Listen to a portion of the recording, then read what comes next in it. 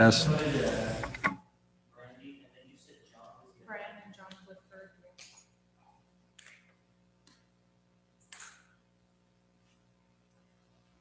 And then Beth.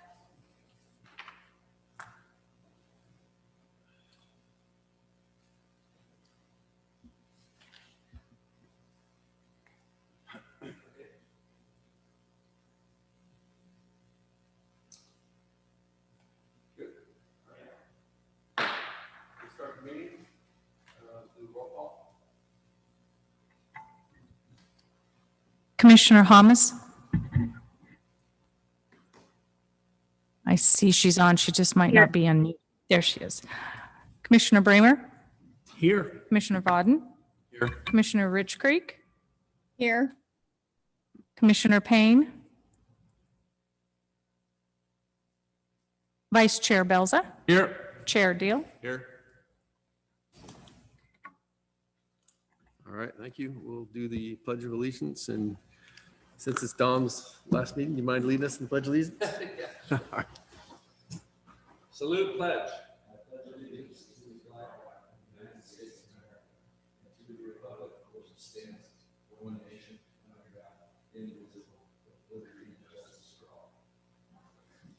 Thank you. Okay, the first item will be just citizens addressing the Planning Commission. If you're on Zoom, I believe just raising your hand or perhaps making a comment in the comment section, letting Ellen know that you need to make a comment. And then we'll move to item number 4, which is the consent agenda. And it's the approval of minutes from October 28th, 2020. And I believe item B has been requested to be separated from that so that we can have a discussion. So let's discuss the minutes first and see if anyone has any comments. I'll just go around the room so that we all get a chance to speak. Commissioner Bramer, No comments. Commissioner No comment. Bowden, Commissioner Rich Creek, do you have any comments?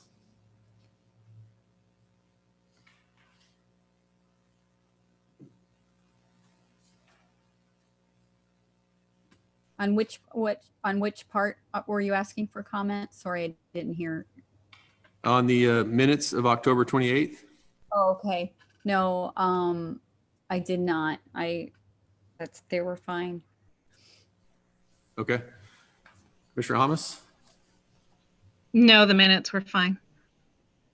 Okay. Shall we take a quick vote? All those in favor? I need Or you need a roll? Okay. Motion to approve consent. A second, Oh. Commissioner Rich Creek, second. Want to do a roll or just okay? All those in favor, say aye. Aye. Aye. All those against? Any against? I didn't catch that. Okay. All right, so we've approved item A, the minutes of October 28th, 2020. I believe a discussion was requested on the approval of a design review application for a detached 2-story accessory structure located at 118 6th Street. I do not have a presentation on it, so is there comments? Commissioner Rich Creek, do you have any comments on it? I just had just to let you know, I spoke with Mr. Richardson about this, and I just wanted us to add something to the staff report, and if it's okay. It was on approval of the colors, and they've already been approved on the house. So if we could just add a sentence on the staff report so they know we're doing our job and making sure people are using historical colors. And the overlay is under the analysis section. Just add something like existing home colors fall under the Marysville historic colors and were approved earlier.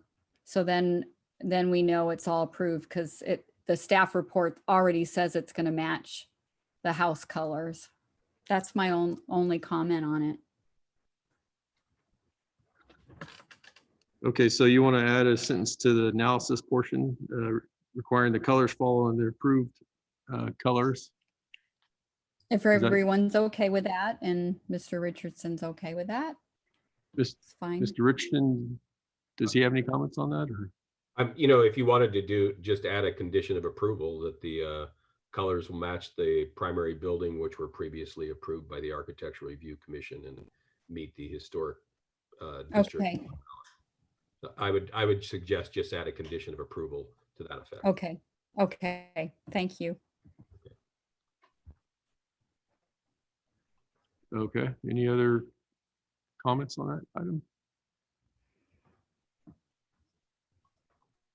Okay.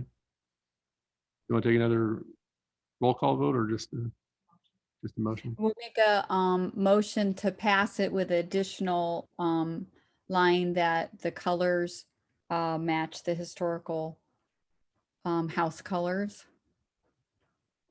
A second. Just confirming, Commissioner Rich Creek, that was your motion? Yeah, the motion, Okay, yes, thank you. Thank you. yes.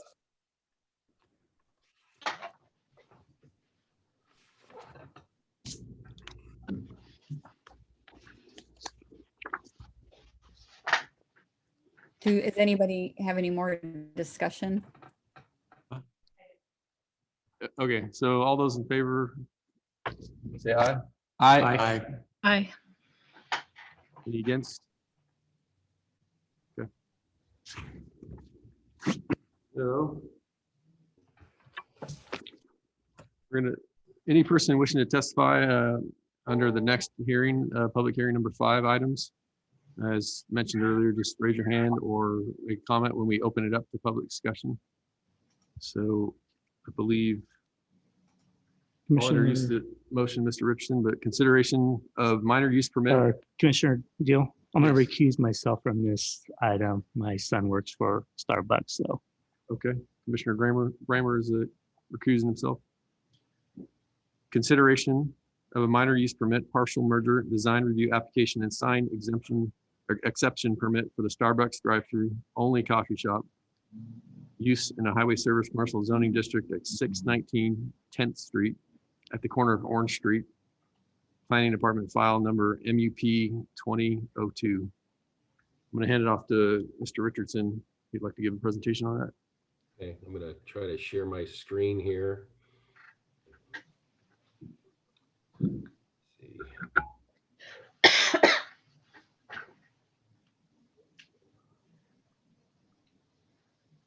What happened to from beginning?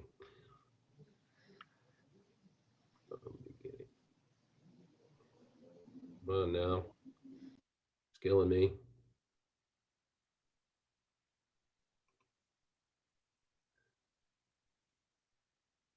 Slideshow. I'm clicking from beginning. I don't know what that, I'm sorry. All right, well, here it is. Okay, can you all see that? Anyways, Chair Deal and members of the commission, I'm Paul Richardson. I'm a consultant providing services for the city. I work for a company called Management Advisory Services, and I'm helping the city with various projects, including the one you're considering here tonight, which is the Starbucks drive-through only at 619th 10th Street. The applicant is John Glickbarg, and the project architect are Brandy Yamamoto. I did see both of them had zoomed in and are available to speak on this project. The commission actions tonight are a use permit, and it's primarily related to the drive-through performance standards, which are included in your staff report. Design review for the project architecture and site planning. Parcel merger technically doesn't need to be approved by the planning commission, but I bring it to your attention anyway. And there is a sign permit exception. The project does meet the square footage requirements of the sign ordinance, but there's a couple of signs that don't meet the placement requirements. So hopefully you can all see this. This is the existing Popeyes chicken. It was originally a Kentucky Fried Chicken that was built in 1989. In 2011, it was converted into a Popeyes Louisiana chicken. This is Orange Alley, 10th Street, and G Street. Right here is the Taco Bell property. And across the street is the project you considered and approved a use permit for the gas station, car wash, C-store, and laundromat. This shows the existing Popeyes building looking from 10th and the Taco Bell sites immediately to your left.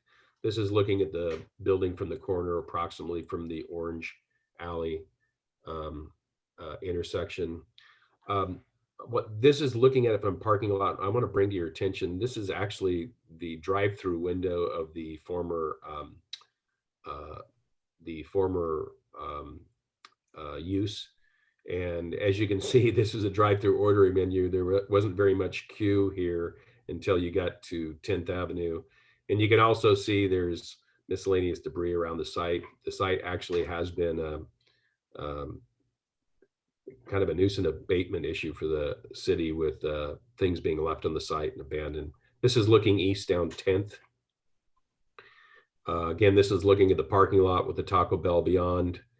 And the next site, I think, is kind of important. This shows the existing apartment buildings to the back, the Taco Bell. And you can see the existing perimeter wall. There is a condition of approval that they paint the wall to match the building. You know, hopefully we want to keep these vines intact, but I think you can lift them and still paint them.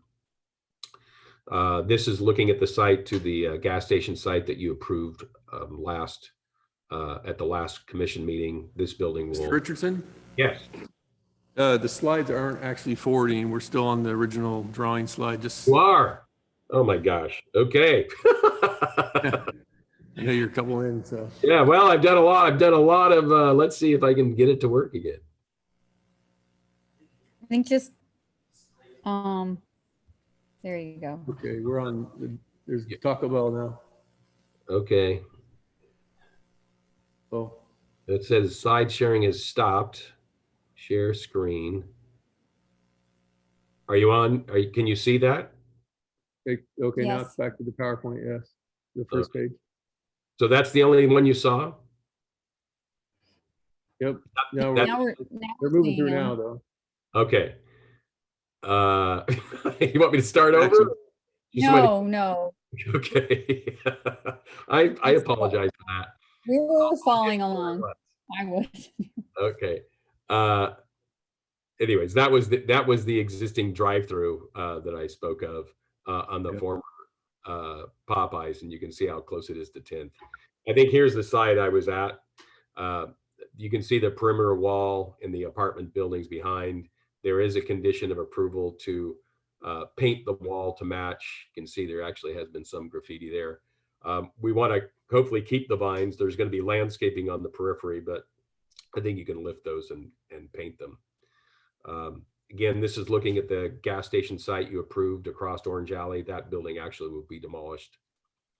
And this shows the Taco Bell site. And that's the Popeyes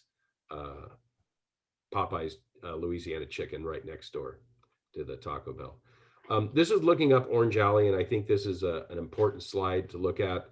One of the conditions of approval you imposed on the gas station last week was that the gas station would be responsible for repairing and replacing their half of the alley. A similar condition is imposed on this project, that they repair and replace their half of the alley.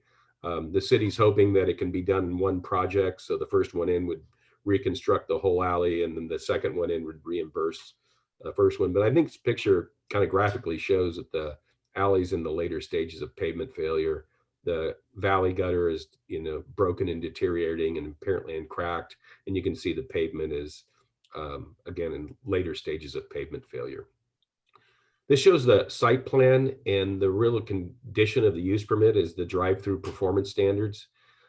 From the pickup window to the entrance of the drive-through, there are 12 vehicles can queue, and another 10 vehicles can queue on site. So 22 vehicles can queue on this site to the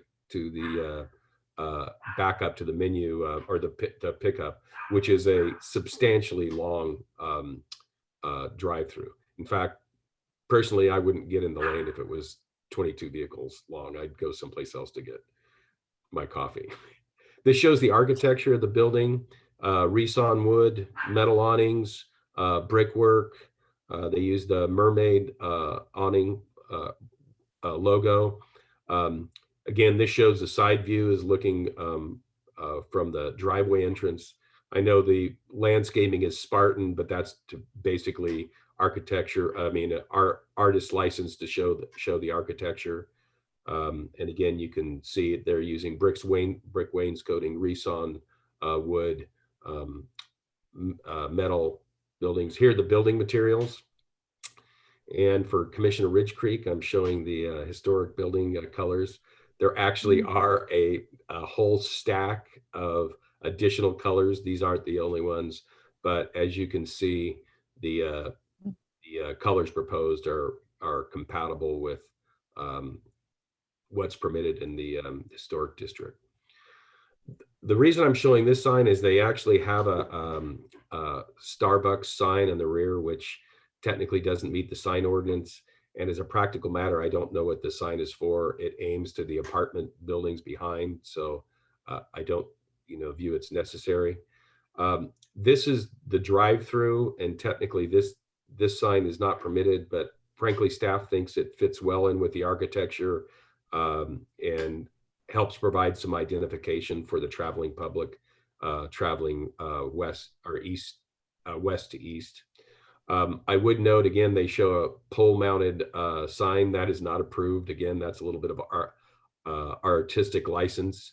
The sign they're actually proposing is a monument sign, which is 5 feet by 12 feet, which is permitted by the sign ordinance.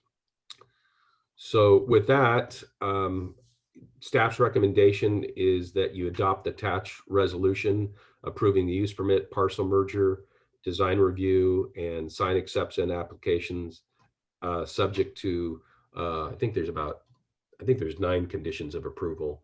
And with that, I'm happy to answer any questions. And I do know the project architect and the project applicant are in attendance, and they have Zoomed in. Thank you, Mr. Richardson. I'll go around to see if anyone has comments or questions for Mr. Richardson. Commissioner Belza, I have none at this time. Commissioner Voden. I have a couple. Do we have any regarding the 22 vehicles that can fit through the drive-through? Do we have comparable numbers of any other, of the other Starbucks in Marysville? I just remember and I know it's a completely different configuration, but I remember from the KFC days that vehicles did used to occasionally spill out onto 10th Street. And like I said, I know this is a different configuration, but I was just wondering if we had any comparable numbers. I drive over the bridge, the 10th Street Bridge, and you look down at that Dutch Brothers, and I haven't counted cars, but there's a lot down there sometimes. So. Well, I can answer. I do not know in Marysville any specific uses. I can tell you in your code, it requires 12 vehicle stacking. And as you can see, the prior use of the Kentucky Fried Chicken and then the pop came nowhere near that. If anything, I think there was 5 vehicles before you were backed up onto 10th. So I don't know what the comparable numbers are. Mr. Glickbarg, who is the applicant, might know how many queue up on the existing Starbucks, but I know this is substantially longer. Okay. And then the only other question I had was the access onto Orange Alley with the service station going in next door. Is there the potential for a customer there to try to go through and access Starbucks through that access from Orange Alley, like between, if there's a long line extending past that could cause some jam ups. Is there going to be any signage there to prevent that, or? Well, that exit is primarily just it's emergency access and primarily an escape valve. You might see some local traffic actually trying to access, the people that live over in 11th and F area might try to access that. I think it's probably equally as convenient to take a right on 10th and a right on G as it is to exit the drive-through and go through that alley. But there will be some traffic contributed on that alley as a result of this project. That's part of the reason why we're requiring them to upgrade the entire length. Is there going to be any signage to try to direct that traffic back out on it? Not that I'm aware of, but you can direct that to the applicant. What are you hoping, not an exit? What are you looking at? That it's not an entrance? What kind of signage are you specifically looking for? Okay, thank you. That's all I have. Okay. Commissioner Rich Creek, do you have any comments or questions? I had just a question on you mentioned that the sign in the back of the Starbucks didn't meet our sign ordinance, and I was wondering why, because I think, was it too large? Because I know we allow the signage in back, but it's kind of hard to find that in the ordinance, but I believe we allow that. So was it something else? Was it the size? It has to face a frontage or a parking area. I interpreted the sign facing Orange Alley as the parking area. And so that one is permitted, and the frontage along 10th is permitted. I interpreted the sign on the rear, and the sign facing Taco Bell is technically not permitted because it's not, or you can get it permitted, but you have to seek an exception. I think the one facing the Taco Bell has some identification value to the traveling public. The one to the rear, I don't know who that sign's for. I mean, The residents. Yeah, the residents. There's a Starbucks there, but nobody's going to see it. The apartment building pretty much blocks it. Oh, I see. So it doesn't really have. I mean, you can talk to the applicant. I don't think it's necessary, but you have the authority to approve some exceptions, and you can approve that one. Okay, thank you.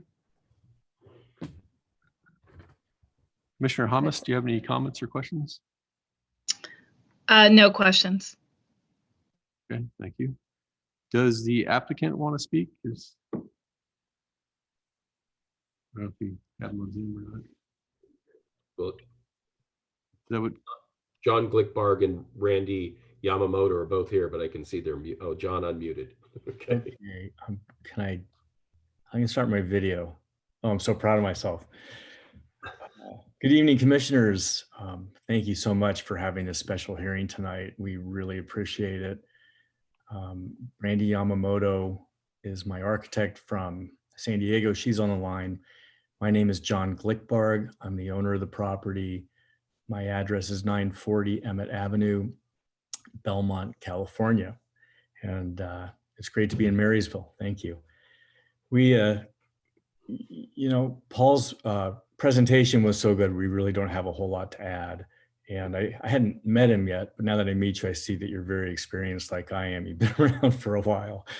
But I did think I would give a little history of the project, and it might answer some of the questions that have been asked. We first started working on this in January.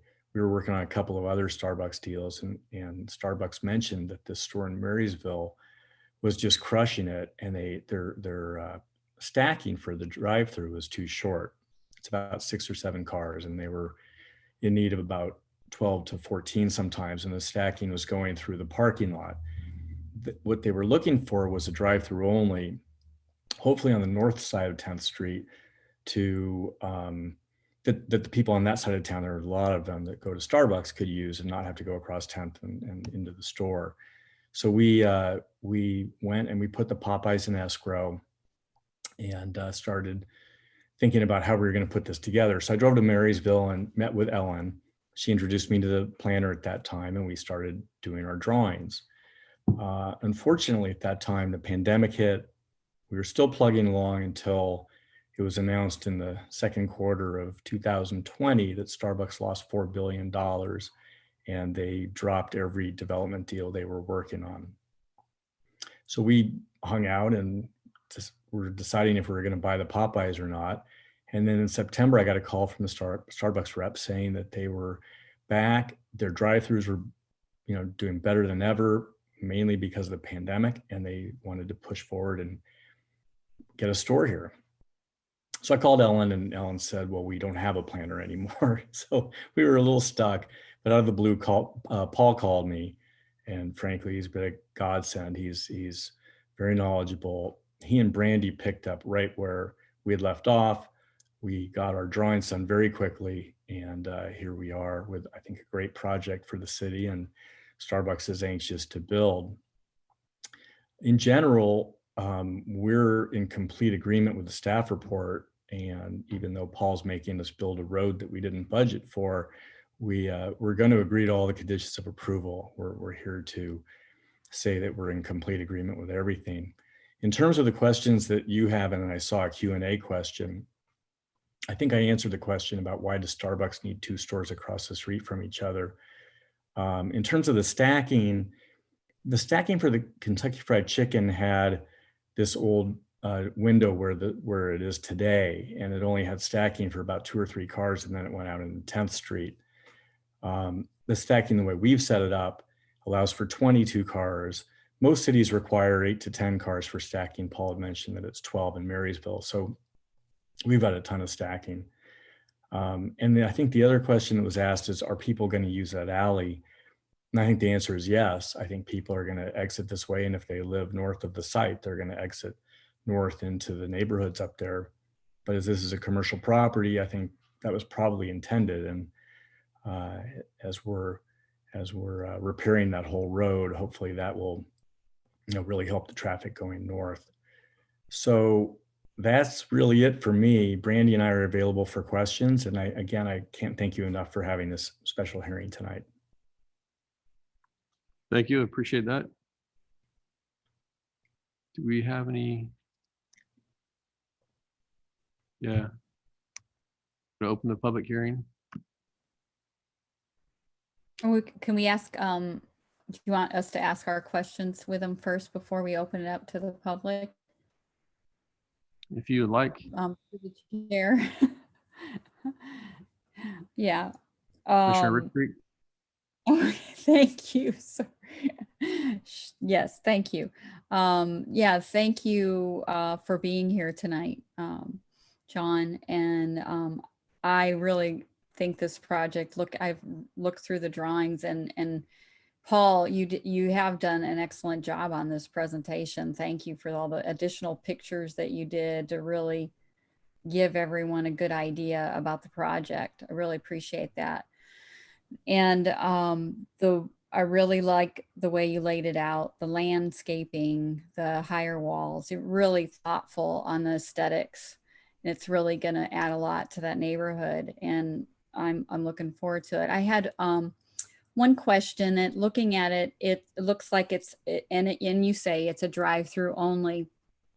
I'm just wondering if we have people that want to walk over or ride a bike over, would they be able to order something at that Starbucks?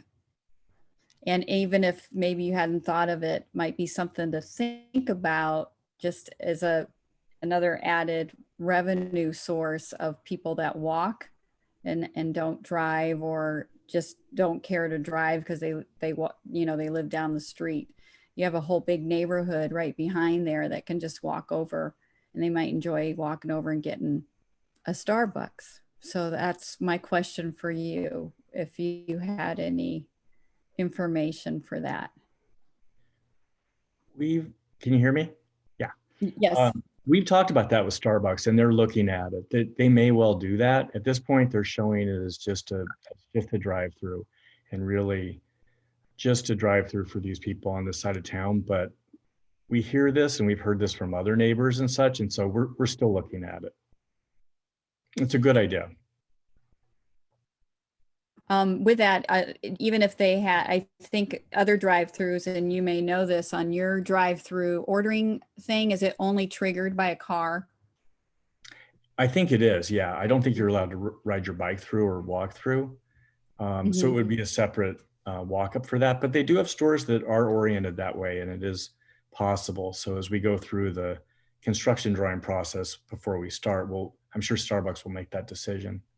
Yeah, because Marysville is such a small town, you can walk everywhere. So we have, so it would be beneficial to have that foot traffic, I think. Okay, that's all I have. Thank you. Chair, thank you. Thank you, Commissioner Rich Creek. I'd actually like to follow that up. I do have coworkers that work about a few blocks north of that location, and they would probably walk there too. So I know there's another Starbucks 2 blocks away, but it's crossing a big street and adds complications to them. So I would say it's not a bad idea. So Commissioner Hamas, did you? Oh, sorry. No, that's great. I appreciate that's good information. And I think those are things they know from their other store, and they're still sort of, debating about it, but I think it's a great idea. Cool. Commissioner Hamas, do you have any questions for the applicant?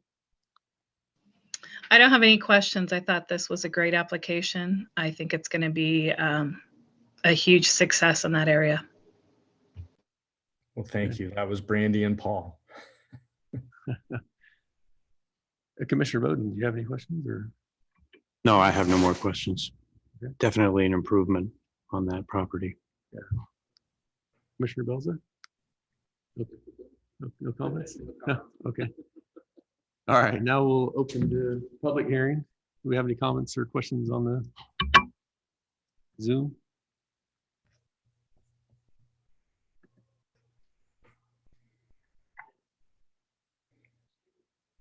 Yeah, did you want me to just read his statements, or would you like him to speak?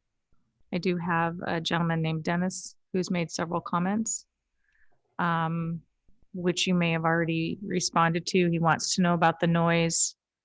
He doesn't feel the alley will hold extra traffic. Storm drain does not drain properly. Trees would be nice built into the plan. Wants to know what time the speaker will wake him up in the morning. While it would be nice to do something with the blight, close the alley to through traffic. I'm going to actually ask Mr. Richardson if he's discussed this item with the neighbors and if he answered some of those questions already. Interestingly, we didn't get any emails or requests for information on this project. In terms of the noise from the menu ordering board, there's actually a condition of approval. It says the speaker shall not be audible at the rear or Orange Street property line. In fact, the menu ordering board is actually aimed towards the Taco Bell and the wall towards the Taco Bell side. So the menu ordering board isn't going to project across Orange Alley or to the residences to the rear. And there's an additional condition that says it can't be audible anyway. In terms of the drainage, neither one of the projects that we talked about last meeting and this meeting are going to contribute any more net new drainage to what already exists. And in fact, the Starbucks is adding a substantial amount of increased landscape, which actually will control some of the runoff because it doesn't have as much impervious surface, and that it'll actually retain some of the on site. But neither one of the projects are going to add net new water to the existing facility. When they go back and repair the roadway, it will create they'll have to create a positive flow, so it drains towards the center aisle and then towards 11th or towards 10th, which should have some positive drainage improvements on the existing area. But in terms of improving storm drains, that's not a requirement of this project, nor should it be, because there's no nexus to require it. I don't know if that answered all the questions. Storm drain, speaker noise, closing the alley, I think was another one. We didn't look at the alley, and I don't realistically, you can't close the alley. The project you approved last month, the car wash, you can't make the turn back. You actually physically have to go towards 11th out of the car wash. So, and the grid system and the alley network is, pretty characteristic of how Marysville is laid out. So, closing the alley in this location doesn't make a lot of sense. The other thing is, I think, as Mr. Glickbar pointed out, this is a commercial district. Although there are residences, this is a commercial district. And so commercial activity is expected. Thank you, Mr. Richardson. I think just to tag along with that alley situation, I know it's a pretty small alley, and I would hope that if traffic increases in speed up there, if it's really newly paved and people are leaving, maybe the city considers some kind of speed reduction measure in the future if it does become an issue. Yeah. The speed hump or something. Right. Just my thoughts. Is there more public comments? Or?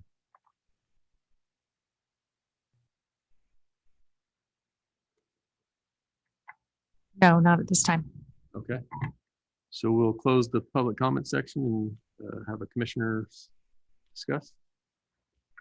I'd like to open it up with Commissioner Belza. Do you have any comments, concerns, or questions again? No, I think the questions asked were valid and punctual, and I think it was good. I personally think that this is that property has been a blight for quite a while. Even prior to Popeyes, it's just had a tough time. I've even thought about many different ideas of like what could happen there, and I think that after reviewing this and looking at it, this is like the highest and best use, in my opinion. I think it'll be a great improvement to that part of the street. It'll help clean up some of that mess along with the new fuel service project as well. So I'm looking forward to seeing it get done and buying myself a coffee. Commissioner Bowden, do you have any comments? No, as I said, it's a big improvement to that area. My biggest concern was the stacking of the cars, and I guess 22 is a lot of cars to fit in there, unless maybe if they have some special promotion or something going on. But I will vote to approve it. Okay, Commissioner Hamas. I mean, it's open discussion too, you guys. Commissioner Hamas, I want to make sure I get the Zoomers. Yeah, no questions. Again, I think that this was very well thought out and put together, so I'm all for it. Okay. Commissioner Rich Creek. Just to reiterate, I like that they are, and also for Dennis, that they are, the alley is going to be majorly improved from what it is now. And I hopefully you heard about the speaker situation. That shouldn't be an issue. And I think it's laid out just as Commissioner Hams had said, it's laid out well. I really like the project. It's gonna, one thing we look at as a planning commission is to do things that are going to better the value of properties around it. And this will do that, I believe. Commissioner, oh my gosh, I would blank on Belza. Commissioner Belza probably knows that better than I would, but so I'm in favor of this project. So. Okay, thank you. I usually ask the question, but Mr. Richardson, I assume you reached out. Did you get any negative comments besides obviously we just got the public comment from the neighboring businesses or other folks? Or what kind of comments did you receive from perhaps Taco Bell or? Interestingly, Taco Bell did inquire about the project across the street. We sent them plans. They did not inquire about this project. And in fact, we got no email response or written inquiries or even any phone calls on this project at all. Okay. Thank you. That was my I would say that Commissioner Ridge Creek gave me credit for the PowerPoint. Brandy Yamamoto actually provided all the pictures for the slide deck. So I can't take all the credit for that. Duly noted. Congratulations, Yamamoto. Yeah, I think that lot's been like that for a while, so it's an improvement. The speaker situation, if I was a neighbor, I'd definitely be concerned about that too. So we want to make sure we meet the requirements. That's all I have. Does anyone have a motion or, oh, let me make one comment too, and may not be relevant here, but there's only 5 of us on tonight since Commissioner Bramer left. So in order for anything to pass, it's going to have to be 4 positive votes. So just FYI. And if someone wants to make a motion, it sounds like we addressed everything that was in the document. So.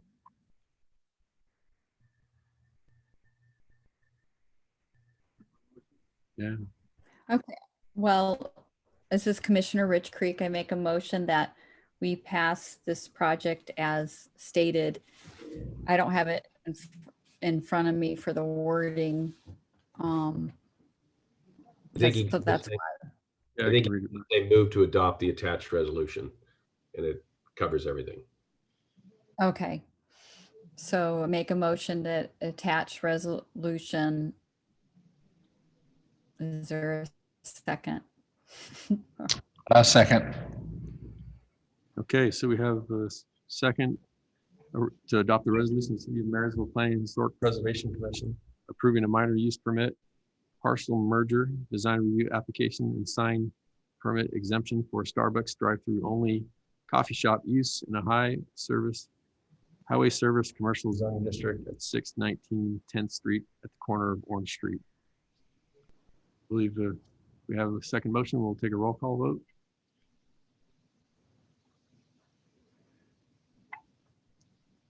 Commissioner Hamas, Aye.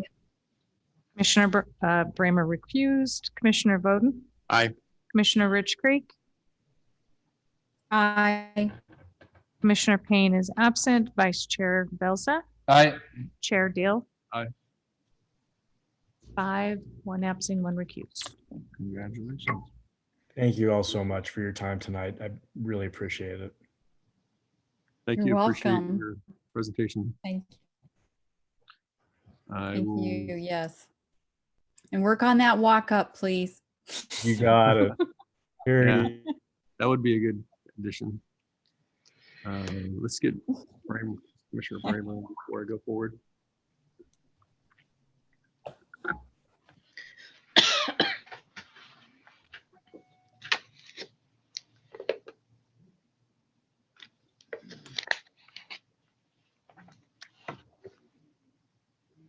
Welcome back, Commissioner Bramer. So the next item will be the Housing Element Workshop. It's an informational workshop to solicit initial feedback on the draft housing element process. No formal action is required. Mr. Richardson, or I believe someone will be presenting. Hi, I'm Kathy Pease. I also work with Management Advisory Services and Paul Richardson. I'm also working with PlaceWorks, who's your consultant on the housing element. And tonight, Nicole West with PlaceWorks will be giving the presentation. We're excited to kick off the start of the City of Marysville's housing element update. With that, I think Nicole will have a PowerPoint presentation. Great, thank you. Will someone be advancing the slides on your end, or am I supposed to be sharing my Good screen? question. I apologize that we didn't have this settled. You can share your screen, great. Otherwise, I will try. Ah, there it is. If you wouldn't mind, if that's easy for you to do, that would be great.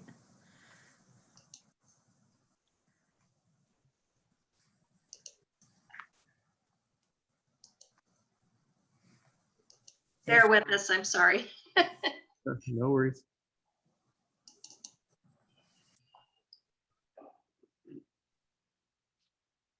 Thank you, Kathy. You're welcome. Okay, greetings, commissioners. Thank you for the opportunity to speak with you this evening. And we will dive right in here to the introductions, and Kathy introduced herself. I'm Nicole West.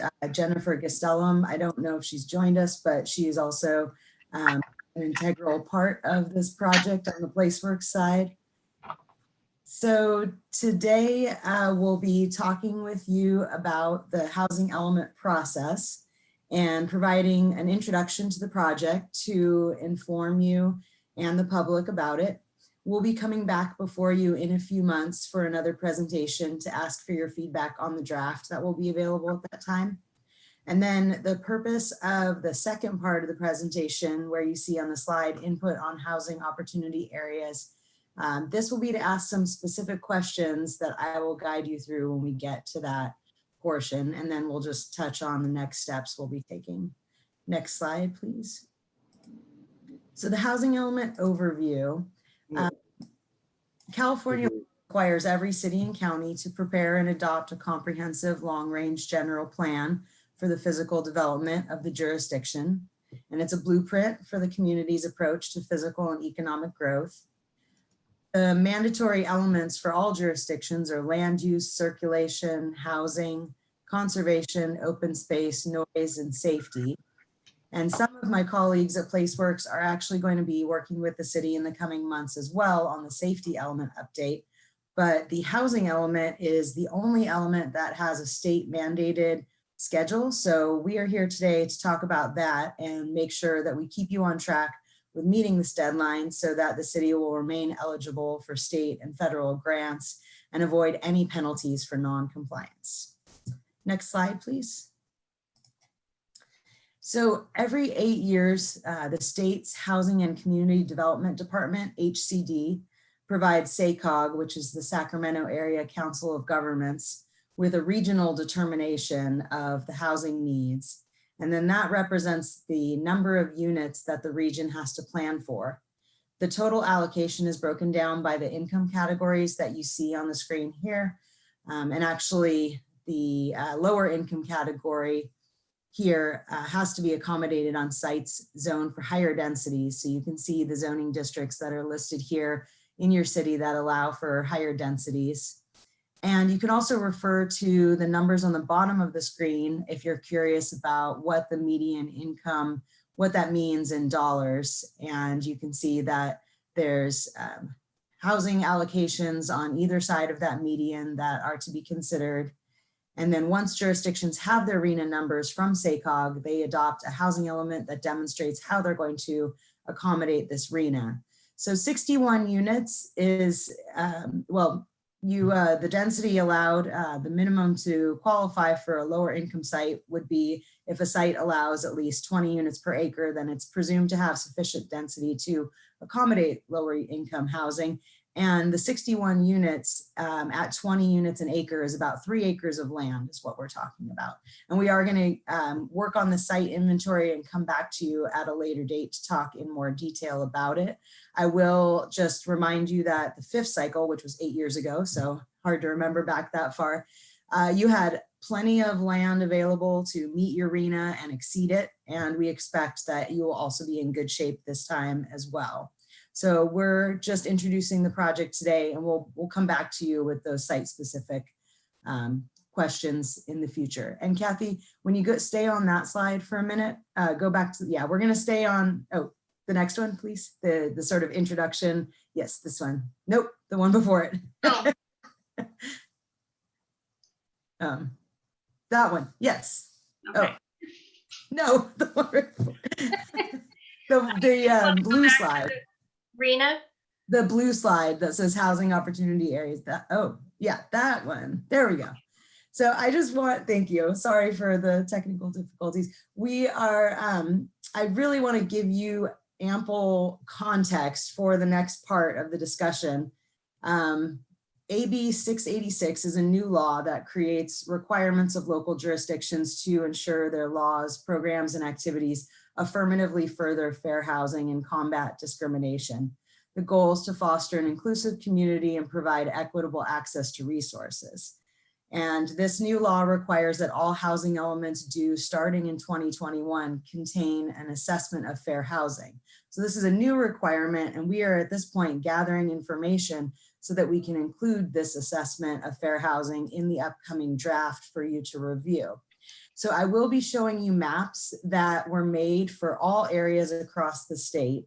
They were made by the State Treasurer's Office and HCD. They show broad swaths of data, and they don't show the level of detail about whether specific sites are suitable for development or not.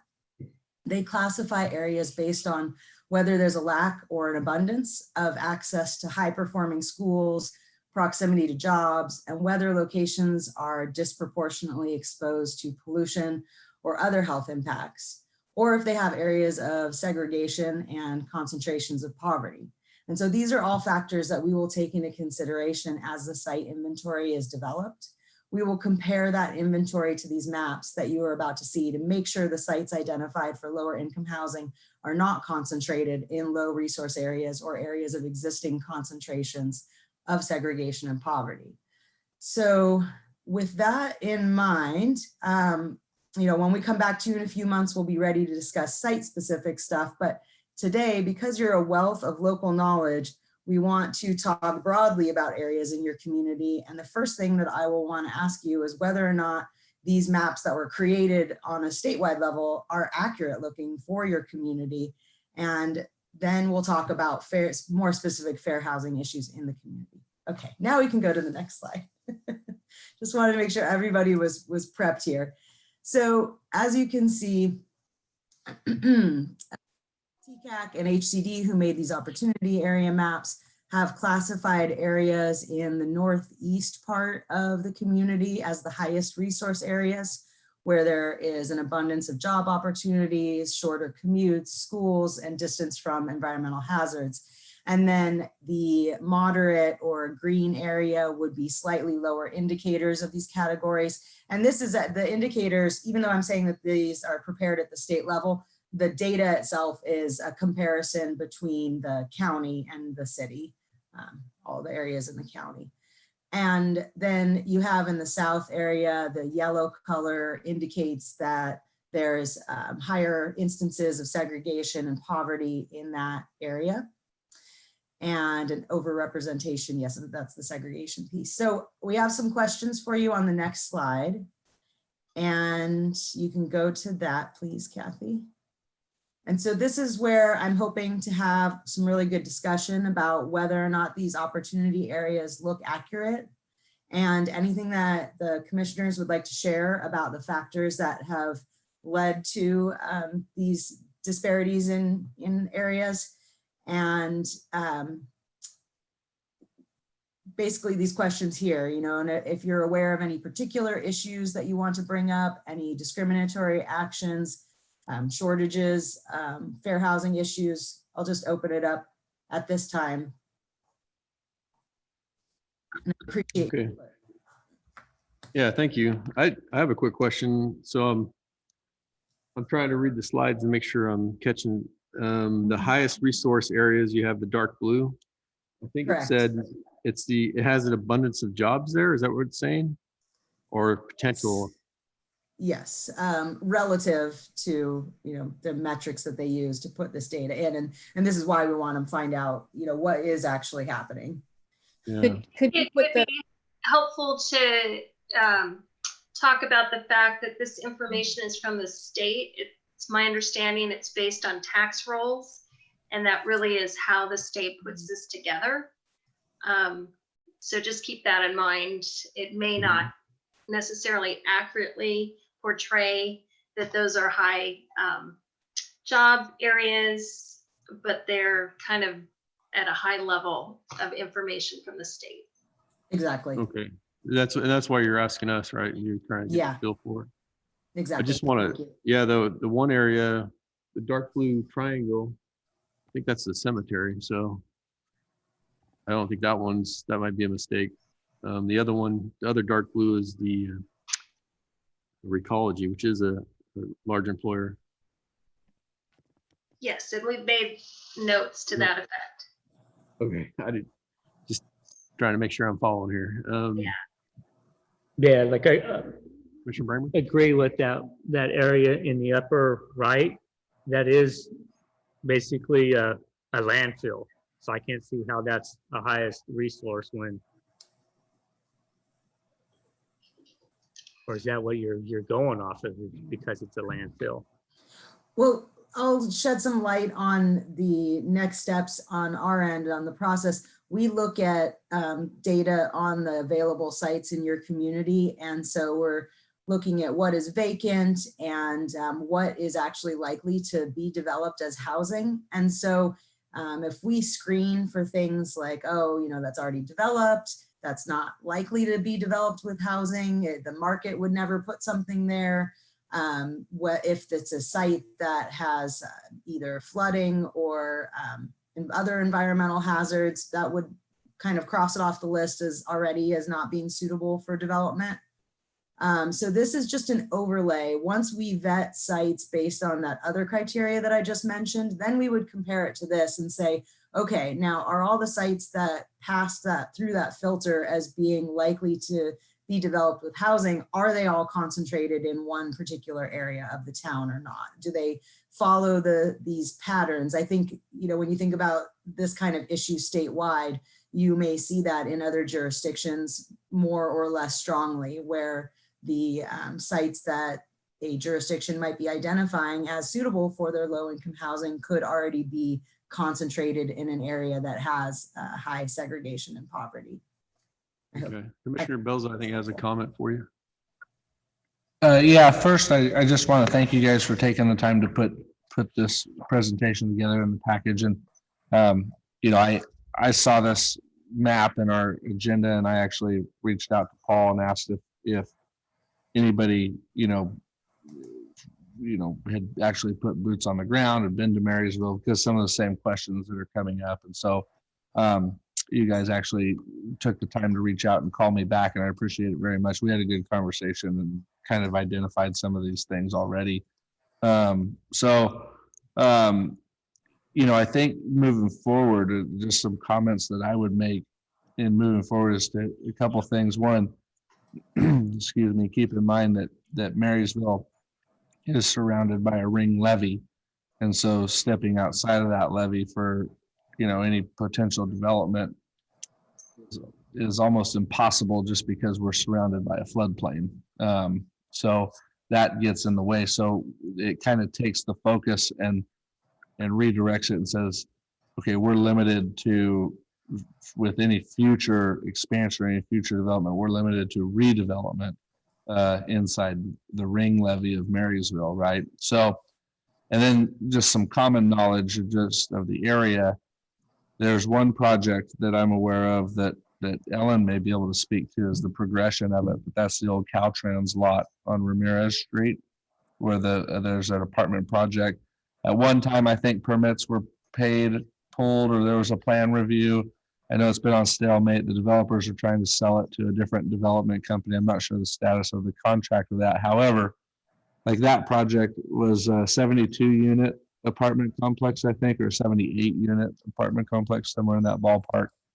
But I think our focus here moving forward is going to have to be in some of our existing residential areas that maybe have blight and maybe have some open vacant lots, et cetera, that we could look at for redevelopment insight, you know, where we could increase units, unit complexity, et cetera. So just kind of some insight and comment on that, just to keep that in mind as we move forward. Thank you.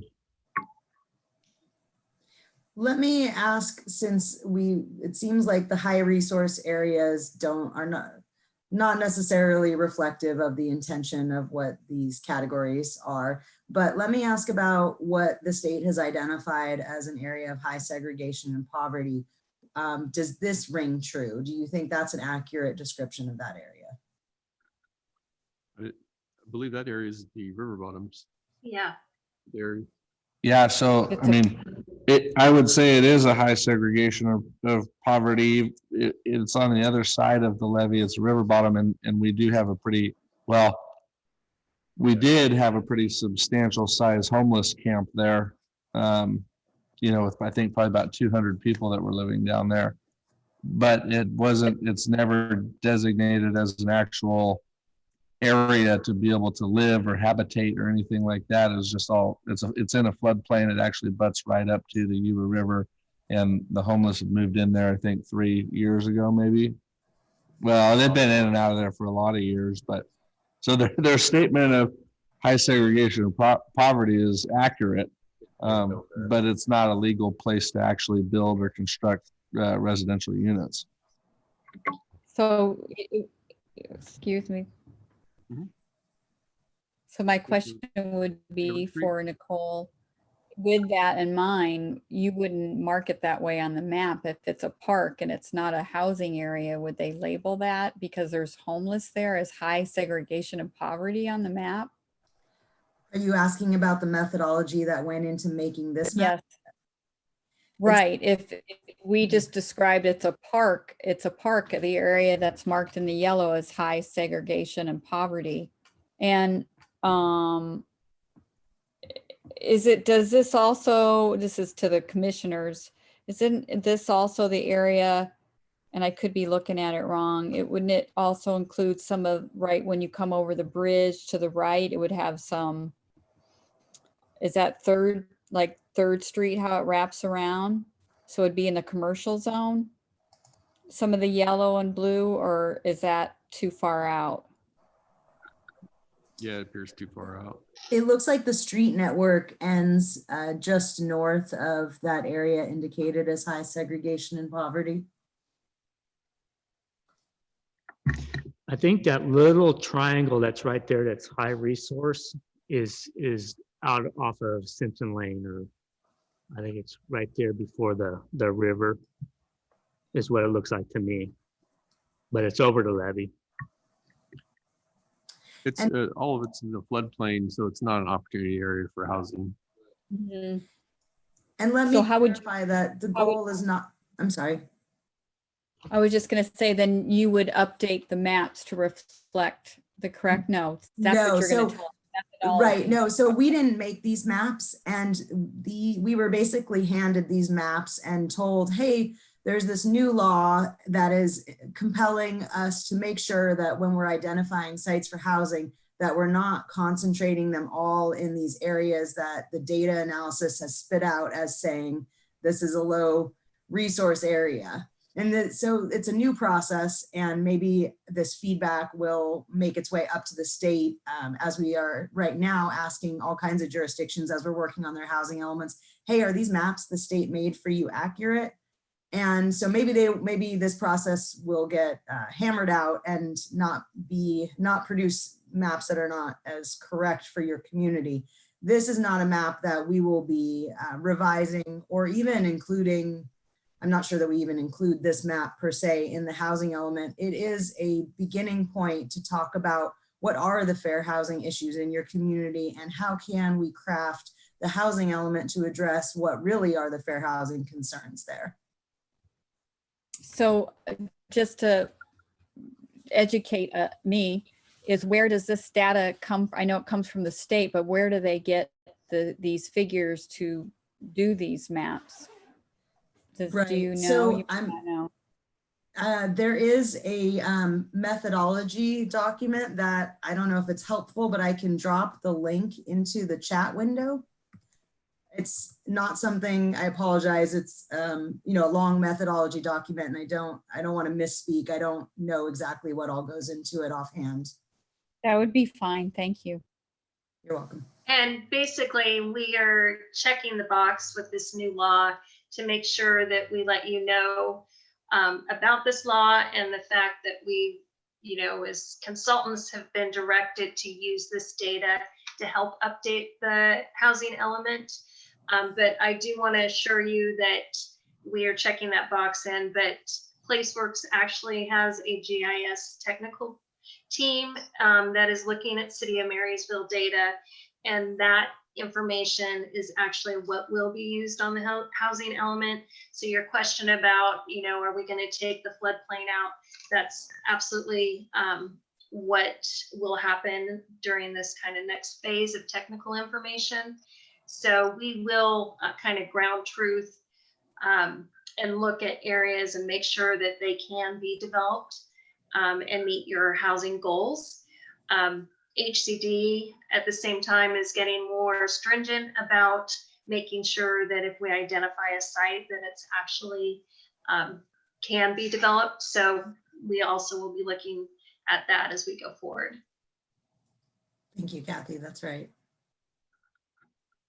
Right. I think this is meant to be a springboard and generate discussion about what you see as the issues that we can address through this process. So can we give like Well, a request on an area, go ahead. like for you guys to take a look at for opportunities? Absolutely. You know, not saying it's going to work or not, but the north of the high resource, with where the line goes straight up, that area to the to the right.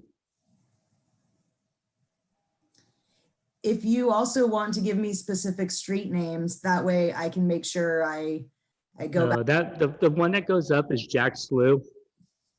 Jack's. Yeah, it's in a flood area, but you know, if there is any opportunity for growth in this city, you know. Yeah, there's an Ellis Lake Drive has a giant lot, which is mostly apartment. I think there's still an empty lot there. That's an opportunity for high density housing. I Could think you say Don the name of mentioned that street again? Ellis Lake Drive. Okay. And so there's opportunities. I think, to me, almost the high resource area would be flipped with the moderate resource area. So the downtown would be more opportunities for jobs than the other one. There are, like Dominique or Mr. Chairman Belza said, there's a lot in the current light blue area that's could be 60, so many units, 70 units or so. Yeah. So there's an existing vacant parcel. I think it's 2.5 acres. It's on the corner of Ramirez and East 13th Street in Marysville. If you look at it on Google Earth, you'll see it's just a big open lot with maybe a couple smaller shop type structures on it. Yeah, John. Yeah, and I was worked with on that project. And there was a in lot of his office. opposition to that So- too, from the neighborhood, I remember. So that's a high density. It's zoned R4. It's a high density location that you definitely want to include. And then Ben's correct. Commissioner Bramer, sorry, we know each other really well here. There's another 5 acre parcel on Ellis Lake Drive that's vacant. You can see that on Google Earth too. And that's 5 acres. I believe it's high density residential. So that could probably accommodate over 100 units easily. There is other high density residential Yeah. already in that area. So, Yeah, that's not built out, correct? yeah, I think, yeah.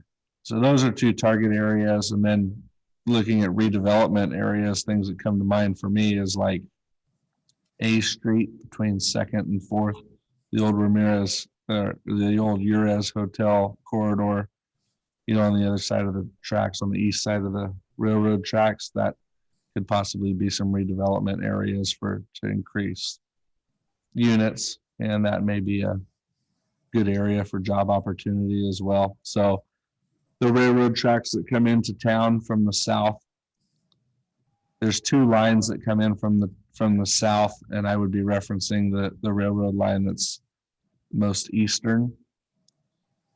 There's a section, if you go from like the corner of A and 2nd north up to 4th Street, I think. Does it go all the way to 5th? 4th. There's a quadrant in there that could be a high density area that would be ideal for redevelopment.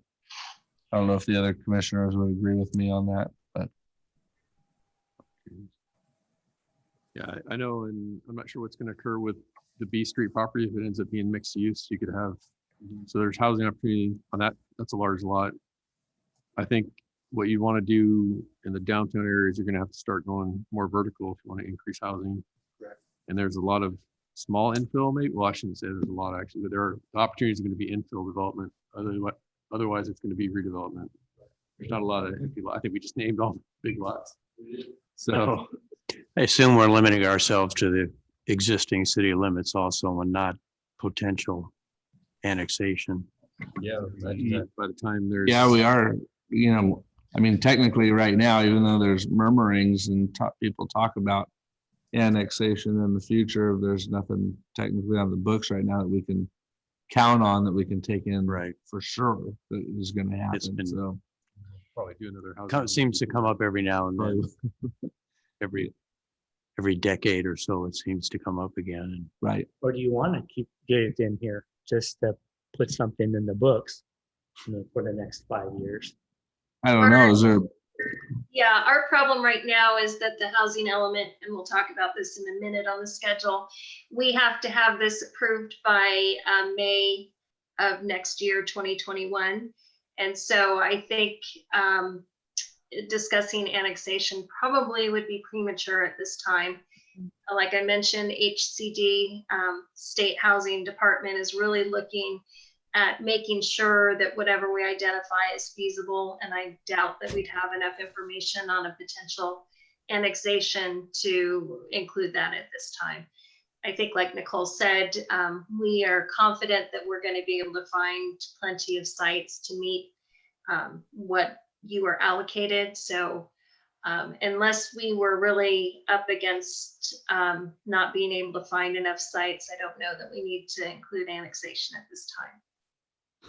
167 units, is that what you're? Right. Mhm. There's another area, the real estate there is owned by the county of Yuba. However, it's in a residential zone right now, and that's across the street from the current juvenile hall.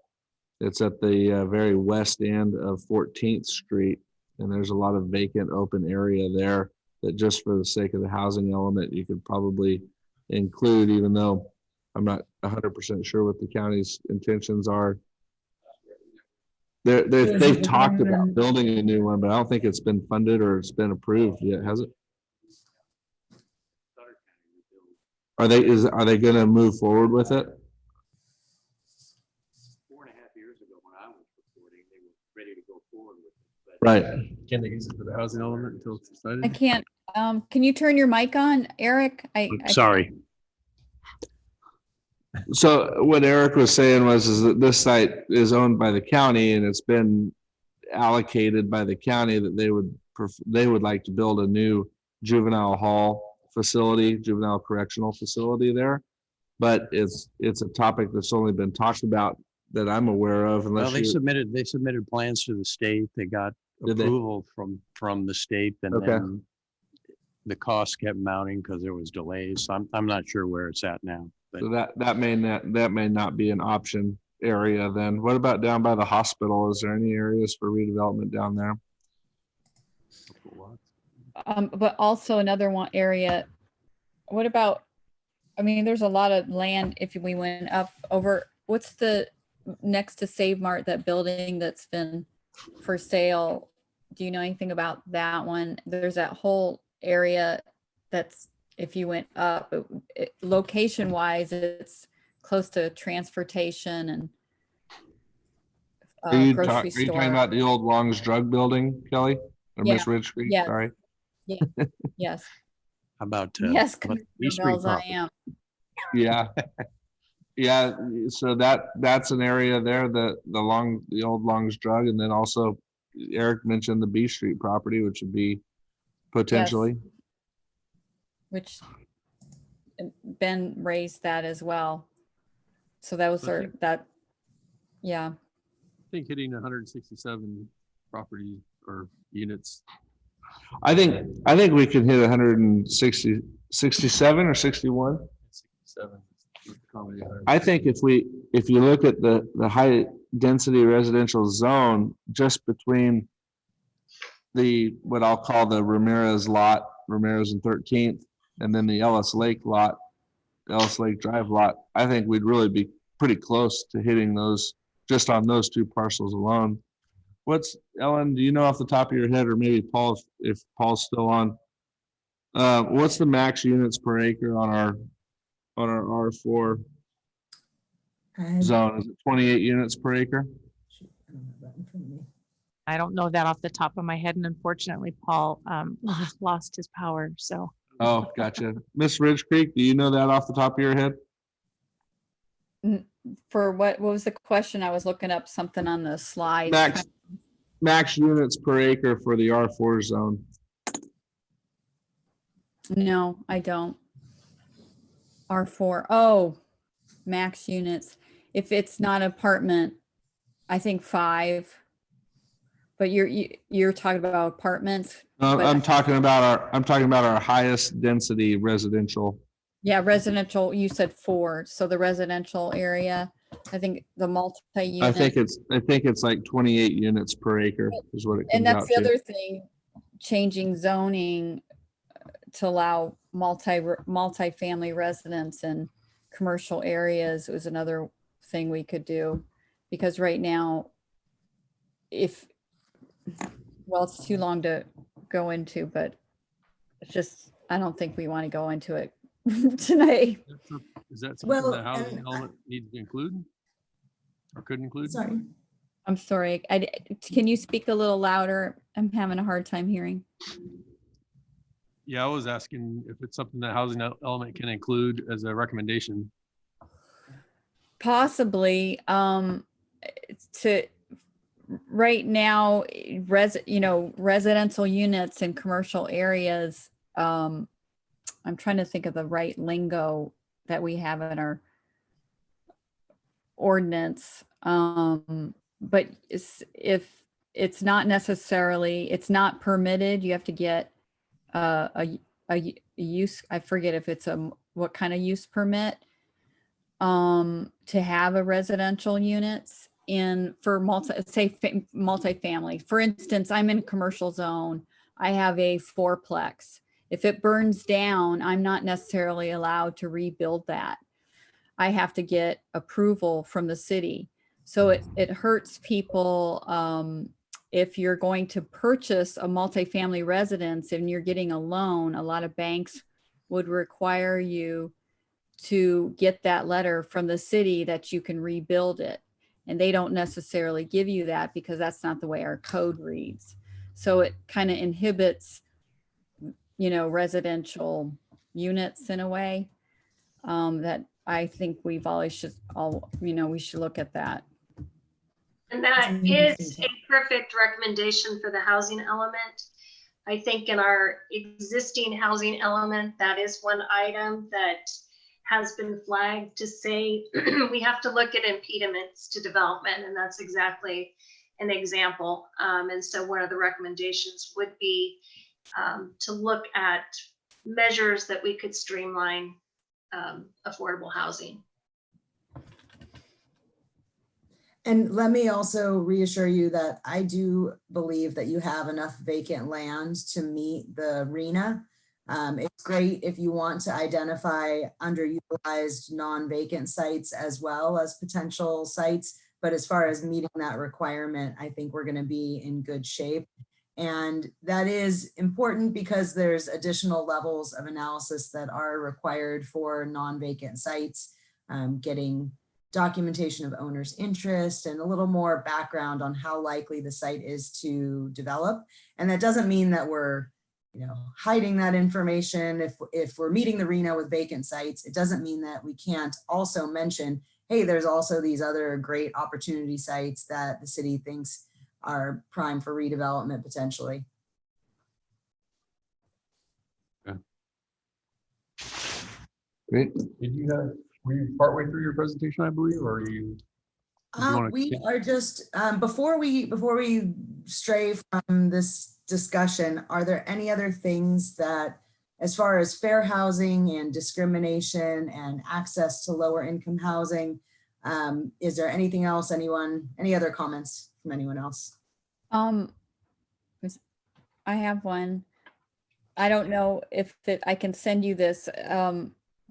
In Sacramento, this is kind of a newer building they did. I think last year it was a mixed use building, and the concept is to do not big condominiums, not 2 and 3 bedrooms, more the whole complex is more of a 600 square feet, size of the unit, which you can get, of course, a lot more units in that. And I sent the information at the time we were looking at doing something on B Street, and I can send that over to you if that's something that would help with this. It's just and it might not be for you guys, it might be more for our when we talk with developers, because we were told by some outside consultants that mixed use developers weren't really doing that. Mhm. And so they are, you just have to talk to the right one. So this is good information to have, that they are more people. There's a lot of people that don't want a big house, or they can't afford a big house. And this is a good concept. I think you'd get, it would be more reasonable cost for the units because they're smaller. And then you have the mixed use on the first floor, which goes well for our area because we don't have that much room to spread out. Sure. I believe those are referred to as micro units sometimes. And certainly you could make a recommendation that the programs in the housing element include studying this issue or reaching out to developers or crafting it however it suits you best. Okay. Yeah, I mean, obviously we have a homeless population on both sides of kind of the city. So there is definitely, obviously there's a housing issue or income issue or both, combination of, I'm not an expert in that field, but there's opportunities there's some buildings that we're all aware of, some of the buildings that are just need a redevelopment too. So I think Don brought it up in area, but there's actually like some large buildings in town that are been vacant for 20 years, like Longs, et cetera. So The hotel, Marysville Hotel. So Right. That's the first thing that comes to mind. and then I think you were asking for like issues with low income areas or something. And there's, like Dom mentioned, I think the homeless along the river area, there's housing, but we just don't have enough that's in the income level probably that folks are looking for. Mhm. And we don't have much room to grow either. So just Mhm. making a comment, I guess, but everyone kind of knows. Well, thank you so much for all of this great information and these insights. I want to ensure that your housing element really reflects accurately what the shape of your community is. So I appreciate very much your input today. With that, we can move on, yes, to next steps and the schedule.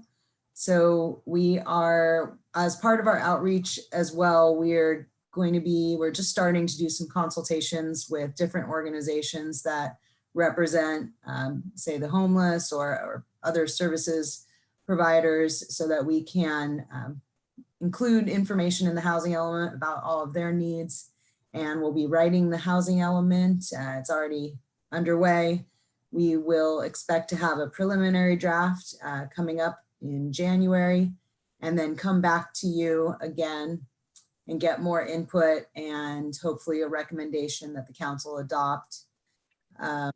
What then happens is the draft goes to HCD, and they have up to 60 days to review it and provide comments. Then we revise and we publish the revised version, and then we complete it. And it has to be adopted. You can go to the next slide, please. Has to be adopted. Oh, I think it's not on here, but it's May 15th, 2021. So we appreciate any additional input that you'd like to provide, and thank you for the opportunity to speak with you today. Yeah, can I ask you one more question? Absolutely. So it says develop the housing element. I think Commissioner Bells mentioned it. Is there going to be a boots on the ground walking around analysis, or is it all Google, or are you meeting with Mr. Richardson? It's a GIS process as far as selecting the sites to go into the inventory. We screen for vacant sites, and then we make sure they're free of hazards and include those as an inventory. A lot of the rest of the housing element components have to do with analyzing potential barriers that could be evident either through zoning or due to market conditions. We also have information in there on the resources available, such as different shelters that have beds for the homeless that are both in the city and regionally. I'm not sure actually if you have shelter in Marysville itself. We're looking into that. So we also, there's a section that where we analyze data, census data.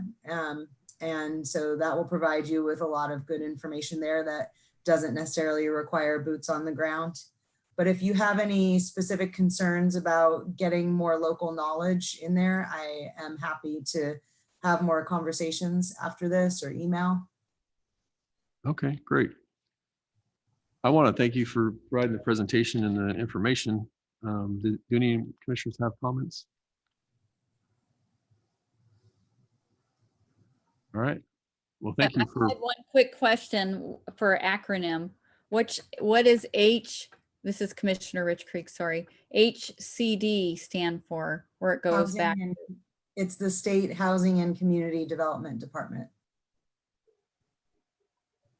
Thank you. That's what I thought it was state thing. All right. Yeah, thank you. I really appreciate the information and sharing with us. You're welcome. Okay, we'll move to the next item on the agenda, and that is commissioner comments. I will start this time on Zoom. Commissioner Hamas, do you have any comments? No, I don't have any comments. Thank you. Thank you. Commissioner Rich Creek. No, it's a good meeting. Looking forward to seeing the new developments go in, and very informative. I liked our discussion on the housing element. That was good. Thank you. Thank you. Commissioner Bowden. Just congratulations to Commissioner Belza. Commissioner Bramer. What happened with Belza? Congratulations too. Good luck in your next endeavors, and wish everybody a happy Thanksgiving next week. So be safe. Thank you. I'm going to cut in front of you and give you The last word, how's that? Yeah, all right. Congratulations on your motion, I would call it. Promotion. Yeah, great. From the planning commission to the city council. Yeah. And we look forward to working with you. So it's been great working with you here, and appreciate you being on the planning commission. Well, likewise, and thank you, everybody. It's been a good, I think I've been on here for 3 years now, just under 3 years, but it's been a good time, and it's been great working with everybody. And I hope that I can make our council or help bring the light to our council of what the planning commission really has to offer, and hopefully the city can utilize the planning commission better in the future than what it's done in the past. So I'm definitely an advocate to use this commission as a viable tool and resource for the council. And I know I share this with people all the time. I say there's a lot of ambition on this commission to actually get some things done for the city. And so I hope that I can carry that in and communicate that well, and we can see more activity coming from this commission. So, but it's been good. Thank you for your guys' support through the process, and it'll be good moving forward. So thank you, everybody. When are you officially sworn in? When is? Well, so that's a good question. The vote has to be confirmed, and then we can be sworn in. So, with the mayor's race as close as it is, and the likelihood that there could be a recount, we may not get sworn in here for a while, or if everything's confirmed, as early as the next council meeting, which is the 1st. So right now, everybody that I've talked to is just kind of like, well, we don't really 100% know when for sure this is going to take place. So I would lead to believe that it'll be one of the two meetings in December. So, That's, yeah, when it Yeah. usually is. so. You'll have an appointment to make too. Now, I do have a commissioner appointment to make. And Good. both of those meetings are before the next commission meeting, so there's no way that I'll be the next commission meeting. Maybe I shouldn't say that too soon, right? You never know. This is Marysville politics, so you never know how it goes. But anyways, yeah, there will be an appointment to be made, but Congratulations. thank you. I know we, Ellen, I don't know if you want to give the staff update, but I think I probably know what it is. Sure. So the staff update is the December 17th meeting. The item that we were originally going to bring forward will not be ready in time as we still need, there's been some changes on it. So we need more material and the stuff from the applicant. And to bring up because of losing several of our commissioners. If everybody gets appointed by the, that's awfully soon to introduce a whole new commission. So we are asking if the commissioners would like to cancel the December 17th meeting as we don't have an item to bring forward at this time. Yeah, I'll open it up to commissioners. Commissioner Breimer, you have concerns? No concerns. I was going to ask you. Commissioner Bowden? No, I have nothing. Okay, Commissioner Rich Creek, No, Commissioner Hamas? No, I have no concerns. Okay, it sounds like we'll postpone that meeting to January perhaps. Correct. Yeah. So we'll just, Yeah. Commissioner Belza? I think you should still hold the meeting just to, no, I'm just joking. I think it's wise to cancel it. So You might have another meeting to go to. maybe that's true. I need one of those, don't I? So anyways, I'm in agreement with everybody else. Okay, so we'll postpone. the it was meeting. a special meeting anyways. It wasn't one of our regular schedule because of the Christmas holiday. Yeah. Okay, I think we covered all the items on the agenda and we will adjourn the meeting. Thank you for joining us.